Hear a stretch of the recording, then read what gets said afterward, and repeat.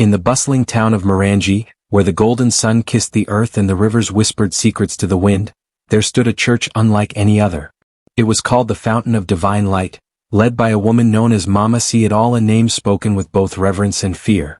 Patricia, the woman behind the title, had not always been so powerful.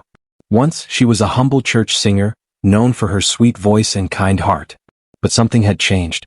Her prayers became mysterious, her prophecies sharp as a spear, cutting through people's deepest secrets. "You will never go to the market tomorrow," she once told a man. "For the spirits have shown me the face of danger." And the very next day the man fell ill before he could leave his home. Word spread like wildfire. People flocked to her church, bringing offerings of gold, food, and fine cloth. They wanted blessings, healings, and prophecies. But none knew the truth that lurked beneath Mama See-It-All's flowing robes. Not until Elizabeth, a devoted church member, began to see beyond the miracles. The rising doubts. Elizabeth had always believed in the power of faith. She had witnessed true healings before, when the elders of the village prayed and the sick recovered. But something about Mama See-It-All felt different. It was not faith that filled the room when she spoke, it was something else. Something cold. One evening, after a powerful service, Elizabeth waited behind while others left. She hid behind the tall wooden pillars of the church, watching. Mama See-It-All stood alone at the altar, her hands stretched towards the sky. Then, in the dim candlelight, Elizabeth saw it. For the briefest moment, the prophetess's fingers changed, elongating into dark, glistening scales. Her tongue flickered, long and forked like that of a serpent. Elizabeth's heart pounded. She clutched her chest to keep herself from gasping aloud. Mama See-It-All let out a slow hiss, her eyes flashing golden. "They are blind," she murmured. "They will never see the truth." She turned, her features shifting back to human form, and swept out of the church like nothing had happened. Elizabeth sank to the floor, trembling. She had seen it. But what could she do? A dangerous plan. The next morning, Elizabeth sat by the river, watching the water ripple under the gentle breeze. Her grandmother's words echoed in her mind. "When you see a snake in the house, you do not shout, you plan." She needed proof. If she simply told people what she had seen, they would laugh. Or worse, they would turn against her. And so, Elizabeth decided, she would gather evidence.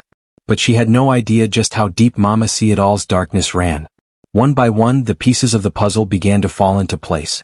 The staged healings, where the same crippled woman was miraculously healed every month. The strange disappearances of those who questioned Mama See-It-All's power. The whispered rumors of her late-night visits to the river, where no one dared follow.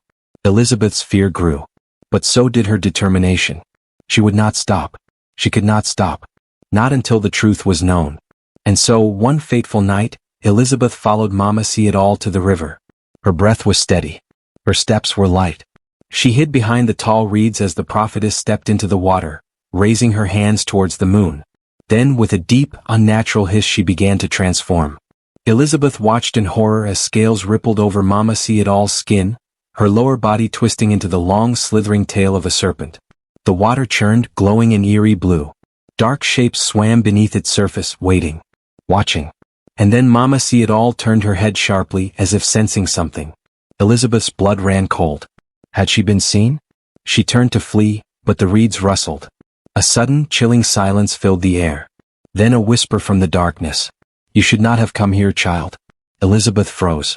A pair of glowing, golden eyes locked onto hers. And then the whisper in the darkness. Elizabeth's heart pounded like the village drum on market day.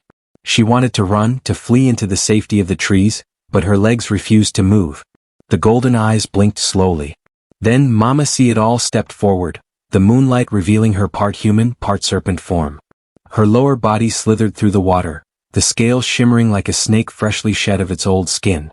Elizabeth clutched the small cowrie-shell necklace around her neck, a gift from her grandmother. She whispered a silent prayer, but Mama See-It-All only laughed softly, the sound like dry leaves rustling in the wind. "You are bold, child," she hissed, tilting her head. "Too bold for your own good." Elizabeth took a step backward, but the muddy riverbank gave way beneath her feet. She stumbled, landing hard on the damp earth.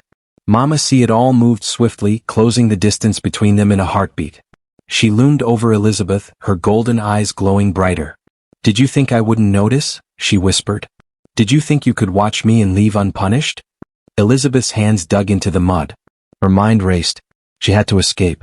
But then a voice called out from the trees. Elizabeth, are you here?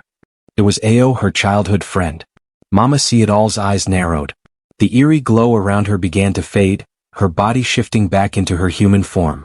With a swift motion, she pulled her cloak tightly around her, covering the last traces of her transformation. She bent down, gripping Elizabeth's chin gently but firmly. Run, little girl, she whispered. Run while you still can. Then just like that, she turned and slipped into the rive, vanishing beneath the rippling water. Ao pushed through the tall reeds, his face full of worry. Elizabeth, I've been looking for you everywhere. Elizabeth struggled to her feet, her legs shaking. Ao, she breathed, glancing at the water. It was still now, as if nothing had happened.